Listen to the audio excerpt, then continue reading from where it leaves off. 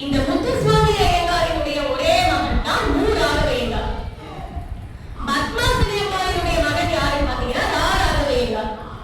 நம்ம சாதாரண ராகவையங்கார் அப்படின்னு தலைப்பை வந்து நம்ம தேடி பார்த்தோம்னா ரெண்டு பேருமே காட்டுறாங்க. ரெண்டு பேருமே ஒரே குடும்பத்தை சேர்ந்தவங்க. இந்த எல்லா மொத்த குடும்பமுமே தமிழுக்காக அர்ப்பணித்தவர்கள். வடமொழி தெரியும், ஆங்கிலம் தெரியும், ஆனாலும் தமிழுக்காகவே தங்களை அர்ப்பணித்தவர்கள். இந்த மு ராகவையங்காரினுடைய வாழ்க்கைய நான் இந்த இடத்துல சொல்லும் போது இரண்டா பிரித்து சொல்ல விரும்புறேன். அதாவது 60 வயதிற்கு முன், 60 வயதிற்கு பின். ஏன் அப்படின்னு பாத்தீங்கன்னா பொதுவாவே 60 வயதுக்கு அப்புறவு நிறைய பேருக்கு வந்து மனம் சோர்வடைஞ்சிடும். சுறுசுறுப்பா வேலைக்கு போயிட்டு இருந்தவங்க வந்து 60 வயதுக்கு அப்புறம் பாத்தீங்கன்னா தன்னறியாம மனம் சோர்வடைகிறாங்க. தன்னறியாம அந்த உடல் சோர்வுக்கும் ஆளாறாங்க. ஆனா இந்த மு ராகவையங்கார் இருக்காங்க இல்லையா, 60 வயதுக்கு மேல அவங்க செய்த தமிழ் பணிகள் பாத்தீங்க அப்படின்னா வயது அதற்கு ஒரு தடை இல்லை என்பதை இங்க ஆணித்தரமாக நான் பதிவிட விளைகிறேன். நமக்கு எல்லாம் ஒரு மிகப்பெரிய முன்னுதாரணமா இருந்திருக்காங்க. 1878ஆம் ஆண்டு ஜூலை மாதம் 26ஆம் தேதி பிறந்திருக்கிறார். கிட்டத்தட்ட 16 ஆண்டுகள் வந்து தன்னுடைய தந்தை அவங்க கிட்டேயே வந்து கல்வி பயின்றனர். 16 ஆண்டுகளுக்கு அப்புறம் அவங்க அப்பாவினுடைய மரணத்திற்கு பிறகு 1894ஆம் ஆண்டு அவங்க அப்பா கிட்ட கல்வி படிச்சவங்க யார் அப்படின்னு பாத்தீங்கன்னா திரு பாண்டித்துரை தேவர் அவர்கள். அவங்க வந்து இவங்களுக்கு பாடம் சொல்லி கொடுக்க ஆரம்பிக்கிறாங்க. பிற்காலத்துல இந்த பாண்டித்துரை தேவரை குறித்தும் பாண்டித்துரை தேவரையுடைய அப்பா திரு பொன்சாமி அவர்களை குறித்தும் இந்த மு ராகவையங்கார் வந்து ஒரு நூல் எழுதுகிறார். அது என்னன்னு பாத்தீங்கன்னா செந்தமிழ் வளர்த்த தேவர்கள். எவ்வளவு பெரிய ஒரு சிறப்பான விஷயம் பாருங்க. தனக்கு கல்வி கற்றுக் கொடுத்த ஆசான்களை குறித்து எழுதுகின்றார்.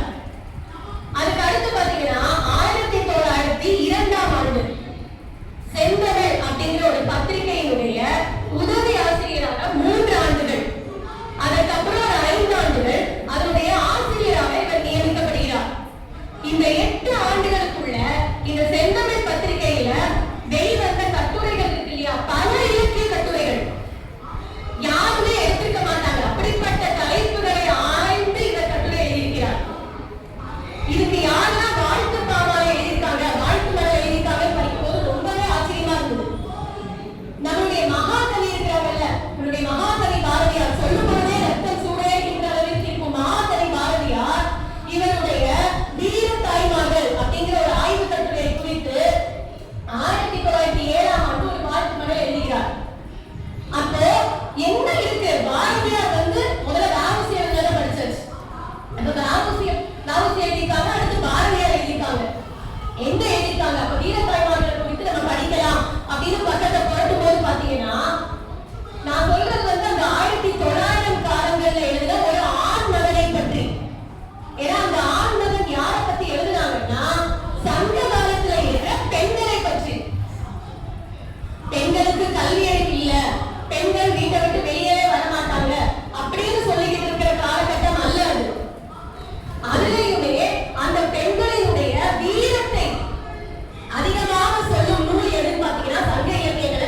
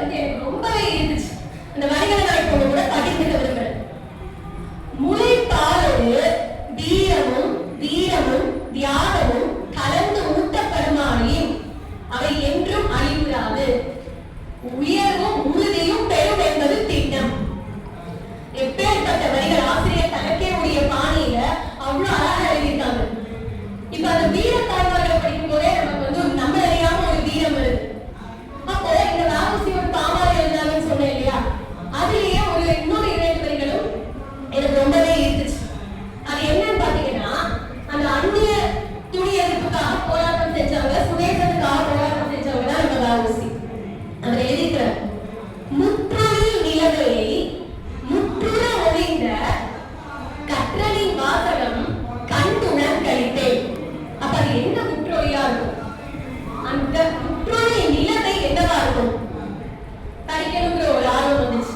அப்ப பக்கத்தை தொடரும் போது பாத்தீங்கன்னா பழைய கைத்தொழில் அப்படின்னு சொல்லி ஒரு தலைப்புல ஒரு ஆய்வு கட்டுரை எழுதியிருக்காங்க. அதுல நம்ம துணி ஏற்றுமதி பண்றது, மிளகு, இதெல்லாம் குறித்து எழுதியிருக்கிறார். அதுலயும் 2 வரிகள்ல ரொம்ப அழகா எழுதியிருக்காங்க. சரியா? அது என்னன்னா, பருத்தி நூல், பட்டு நூல், அமல் தாழை ஆக்கலும் சுமத்தலும் பிறவும் காருக நிலை தொழில். இந்த 2 வரிகள்ல நம்ம பருத்தி நூலை பத்தி ஆடை ஆக்குறது, சுமத்தல், பிறவும் காருக நிலை தொழில் அப்படின்னு சொல்லி எழுதியிருக்காங்க. அப்ப தமிழ் எந்த அளவுக்கு அவருடைய அந்த ரத்தத்துல ஊறி போயிடுச்சு அப்படிங்கறத நம்மளால அழகா உணர முடியுது. அடுத்ததா பாத்தீங்க அப்படின்னா வேலை வரலாறு அப்படின்னு சொல்லி எழுதியிருக்காங்க. இந்த வேலை வரலாறு ரொம்ப முக்கியம். ஏன்னு கேட்டீங்கன்னா, இப்ப ராஜராஜ சோழரை பத்தி தெரிஞ்சுக்கோங்க அப்படின்னா நம்ம திரைப்படத்தை பார்த்து கூட தெரிஞ்சுக்குவோம். ஒரு மகேந்திரவர்ம பல்லவரை பத்தி தெரிஞ்சுக்கோங்கன்னா நாம கல்வியர்களுடைய புத்தகத்தை படிச்சு தெரிஞ்சுக்கலாம். எந்த ஒரு தொலைத்தொடர்பு வசதியும் இல்லாத காலகட்டத்துல சிற்றரசர்களை குறித்து ஆய்வு கட்டுரை எழுதியிருக்கிறார். அதுதான் வேலை வரலாறு. இந்த வேலை வரலாறுக்கு வாழ்த்து பாமாலை பாருங்க. யார் தெரியுமா? இந்த ஆய்வுக்குள்ள ரோஜோட ரொம்ப சந்தோஷமா இருந்தது. திருவாரூரை ஆதீனம் அவர்களுடைய புகைப்படம் இருந்தது. இந்த திருவாரூரை ஆதீனமாக இருந்த திரு அம்பலவாண தேசிக அவர்கள் ஒரு வாழ்த்து பாமாலை எழுதியிருக்காங்க. அந்த வரி கேளுங்க. கரைக்கான உணா வேலைக்கு கரை ஏற்றல் ராகவனடி இயம்பே. எவ்வளவு அழகா இருப்பாங்க. கரைக்கான உணா வேலைக்கு கரை ஏற்றல் ராகவனடி இயம்பே. கடாரம் கொண்டா எழுதுங்கனா எல்லாரும் எழுதிவாங்க. கட்டபொம்மன் எழுதுங்கனா எழுதிவாங்க. சிற்றரசர்களை தேடி சிற்றரசர்களுடைய வாழ்க்கை முறையை கண்டுபிடிச்சு அவரை பத்தி ஆய்வு செய்து எழுதணும்னா அப்ப எந்த அளவுக்கு அவருடைய அந்த தமிழ் பற்று இருந்திருக்கு நம்ம மண்ணு மேல. இது இதோட நிக்கல. இந்த வேலை வரலாறு இலங்கை வரை போச்சு. இலங்கையை சேர்ந்த திரு விஜே தம்பி பிள்ளை அப்படிங்கிறவங்க தன்னுடைய இதழ் அதுல ஆங்கிலத்துல மொழிபெயர்த்தாங்க. ராயல் ஏசியாட்டிக் சொசைட்டின்னு சொல்லிட்டு ஒரு இதழ் அதுல ஆங்கிலத்துல மொழிபெயர்த்திருக்காங்க.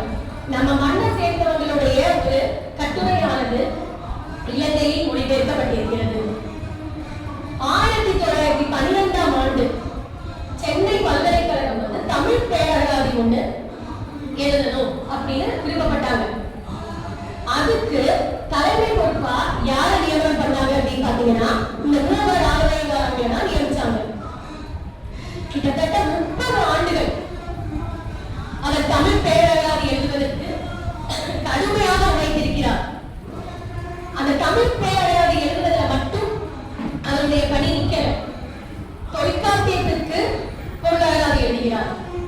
அதே நேரத்தில் பெரும் சர்ச்சைக்கும் விமர்சனத்திற்கும் பாராட்டிற்கும் மூணுவை பெரும் சர்ச்சைக்கும் விமர்சனத்திற்கும் பாராட்டிற்கும் உரிய ஒரு நூலை அவர் எழுதுகிறார்.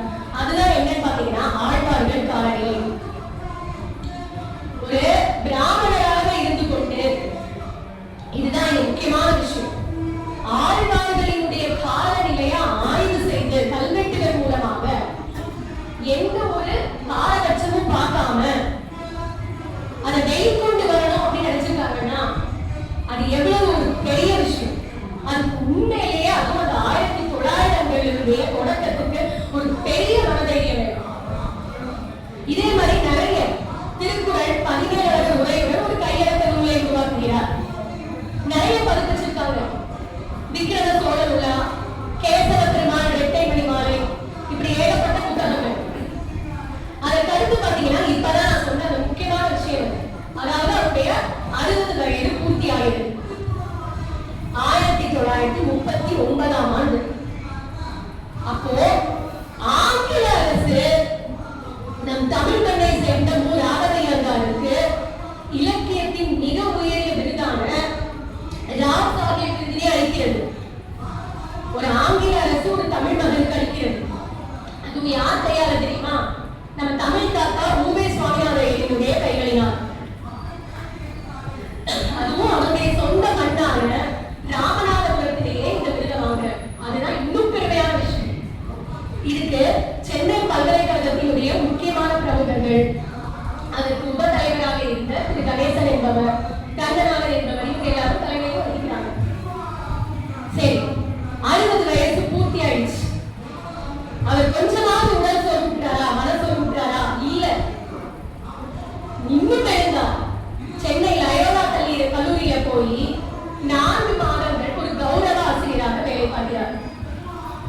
அதுக்கு அடுத்து பாத்தீங்க அப்படின்னா, இது முக்கியமான காலகட்டம். 1944ஆம் ஆண்டினுடைய இறுதியில திருவிதாங்கூர் பல்கலைக்கழகத்துக்கு போனாங்க தமிழ் பேராசிரியராக. கிட்டத்தட்ட 7 ஆண்டுகள், 1951 போறாங்க. தமிழ் பேராசிரியரா இருக்காங்க. ராப்சாஹிப் விருது ஏற்கனவே வாங்கியாச்சு, நிறைய கட்டுரைகள் எழுதியாச்சு. ஆனா அந்த மனுஷன் சும்மாவே இருக்கல. அங்க போய் ஒரு வேலை பார்க்கறாங்க. என்ன தெரியுமா? சாசன தமிழ் கருசரிதம் ஒன்று எழுதுறாங்க. அது அவருடைய வாழ்க்கையில ஒரு மிகப்பெரிய திருப்புமுனையை ஏற்பட்டுச்சு. அது என்னன்னு பாத்தீங்கன்னா, தமிழ் கோயில்களினுடைய கல்வெட்டுகள் இருக்குல்ல, அதையும் ஆராய்ச்சி செய்யறாங்க. அந்த கேரளாவில் இருக்கக்கூடிய அந்த கல்வெட்டுகளையும் ஆராய்ச்சி செய்யறாங்க. அதெல்லாம் ஆய்வு பண்ணி தமிழ் கோவில்களில் இருக்கின்ற அறியப்படாத தமிழ் புலவர்கள், அதான் முக்கியமான வார்த்தை, அறியப்படாத தமிழ் புலவர்கள் 84 பேர். அவரை குறித்து நான் மீண்டும் சொல்றேன், கொஞ்சம் கூட தொலைத்தொடர்பு வசதி இல்லாத காலகட்டத்தில் எழுதுகிறார். அங்க போய் நிறைய சொற்பொழிவாற்றுறாங்க. எப்படி வந்து தமிழ் உலக பேரவையில நிறைய தமிழ் அறிஞர்களை வெளிச்சத்துக்கு கொண்டு வராங்களோ, அது மாதிரி அறியப்படாத பல விஷயங்களை திருவிதாங்கூர் பல்கலைக்கழகத்துல சொற்பொழிவாற்றுறார். அது எல்லாத்தையும் இந்த கேரள பல்கலைக்கழகம் என்ன பண்றாங்கன்னா, some royal aspects of Kerala from Tamil University சொல்லி ஒரு புத்தகமா வெளியிடுறாங்க. எவ்வளவு பெருமை நமக்கு அந்த இடத்துல. அப்பவும் அவர் சும்மா இருக்கல. அங்க திருவிதாங்கூர் அரண்மனையில இருக்கிற ஓலைச்சுவடிகள் இருக்கிறாங்க. அதுல இருக்கிற ஓலைச்சுவடிகளை ஆராய்ச்சி பண்ணி ஹரிச்சந்திர வேணுபான்னு சொல்லி ஒரு இலக்கிய கட்டுரை எழுதுறாங்க. பலருடைய கவனத்தையும் பெற்றது. இப்படியாக 7 ஆண்டுகள் அவர் திருவிதாங்கூர் பல்கலைக்கழகத்தில் பேராசிரியராக இருந்து கொண்டு மீண்டும் தமிழகத்துக்கு திரும்புகிறார். தமிழகத்துக்கு திரும்புற உடனே அவங்க என்ன செய்யறாங்க அப்படின்னு பாத்தீங்கன்னா, கம்பராமாயணத்தை குறித்து ஆய்வு செய்ய தொடங்குகிறார். அப்படி தொடங்கி இருக்கும் போது அவருடைய வாழ்க்கையில ஒரு இடி விழுது. இடினா சும்மா இல்ல, பேரிடி விழுது. தன்னுடைய மனைவி, மூத்த மகன், மருமகன் 3 பேரையுமே 1954ஆம் ஆண்டு அடுத்தடுத்து அவர் இழக்கிறார். அவங்கதான் மரணத்திற்குள்ளாராங்க. இது வாழ்க்கையில எவ்வளவு பெரிய சோகமான விஷயம். அந்த ஒரு ஆண்டு அவங்க ரொம்ப சோர்வா இருந்தாங்க. ஆனா அப்பவும் எழுதுறதை விடல. கைத்தறி நிலை அப்படின்னு சொல்லி அதுவும் மீண்டும் அவர் எழுதுகிறார். அந்த கையெழு நிலையை படிச்சு பார்க்கலாம்னு பாத்தீங்கன்னா, மேலோட்டமா படிக்கும் போது வந்து அதோடைய அர்த்தங்கள் அவ்வளவா புரியல. ஆனா கொஞ்சம் உள்ள வாசித்து பார்க்கும்போது, ஒரு தடவைக்கு 2 தடவை வாசிக்கும் போது கல் மனதையும் கசித்துரு நமிக்கும் வரிகள். ஒரு 2 வரிகள் சொல்றேன் கேளுங்க. இன்பம் ஆழ்ந்த வாழ்வில் இருந்திய நீ ஏகிய பின் துன்பமும் வாழ்வினை தொடர்ந்தேனோ என் அன்புடையாய்.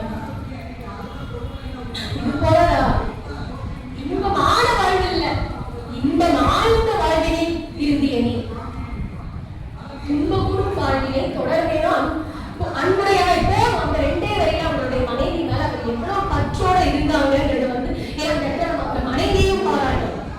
முழுக்க முழுக்க தமிழுக்காக உழைத்த ஒரு மனிதருக்கு எவ்வளவு தூரம் அவங்க வந்து உறுதுணையா இருந்திருப்பாங்க. அப்ப இவங்க வந்து இப்படி கையெழு நிலை எழுதும் போது ரொம்ப அருமையா இருந்துச்சு.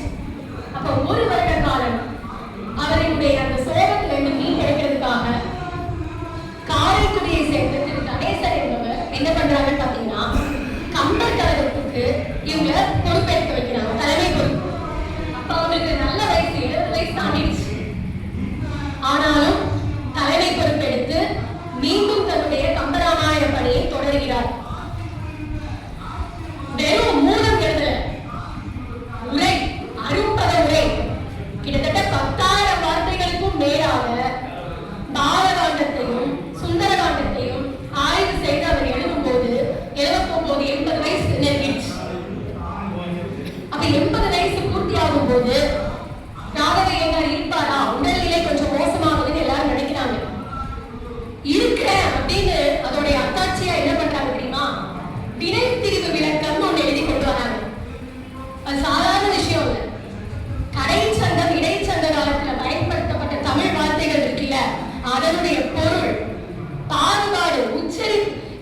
சேர்த்து ஒரு விடை பிரிவு விளக்கம் வந்து எழுதியிருந்தாங்க. அப்ப அந்த மனுஷன் ஓடவே மாட்டாரா?